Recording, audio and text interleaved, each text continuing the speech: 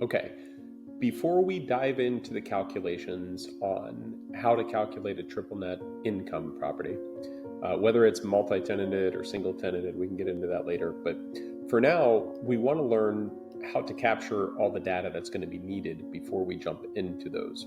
I put all my stuff on a Google Sheet. That helps me. I brain dump all the data onto a Google Sheet, and then later I distill that data and then put it into something cohesive. So what is some of the information that you're going to want to write down and collect before you start running a analysis? First thing, you want to put in your property address, where it's located. Hopefully you've conducted a little bit of reconnaissance on Google Maps or driven the area and understand some of the major employers in the area. That's going to be huge. In commercial real estate, employers are a big driver of market conditions. Demographics and other market conditions in terms of what is in the area and what's happening in the area. The traffic counts are important. The property type itself. So when you start drilling down into the property itself, what type of building is it? Retail, office, add your square footage, your built, renovation date, the class of the property. Is it a class A, class C property? Then you want to obtain all the information you can get from the landlord. That information is going to help you the most. And that's going to be who are the tenants and what credit rating do they have? What kind of value do they bring to the building? What are their terms? What is their rent? Their escalations, their annual escalations.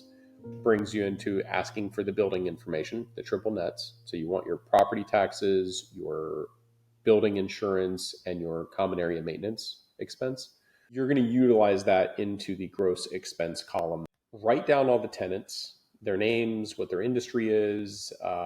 This is going to help you plug in things later on if it's a multi-tenanted building for reasons of tenant mix, which is important. After that, you will get a better picture of what the gross income of the building is and the total OPEX, your operating expenses. I understand on triple net leases, the tenant pays those expenses, but we add them back as reimbursements. So it's better to just collect all that up front. It's going to give you a much better insight. And then looking at the market, what are the rents in the market? What are the comparable sales? Look at similar buildings. How similar is your comparable to the building that is your subject property? What are the interest rates at right now? Because if you're looking at an income building, the interest rates are going to have a very heavy effect on what they're going to be able to get out of it.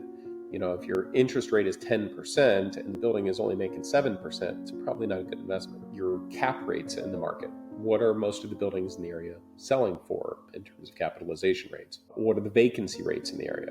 So you're going to collect and mash up all that information about the market in terms of economic outlook, who's growing in the area, what buildings are going in, to the zoning information of what you're allowed to put into the building and what it could be used for. Is it currently its highest and best use? Try to predict any expected changes in the local market, any economic forecasts that you can think of. We know in the area that we're in here, the rates are going to go up.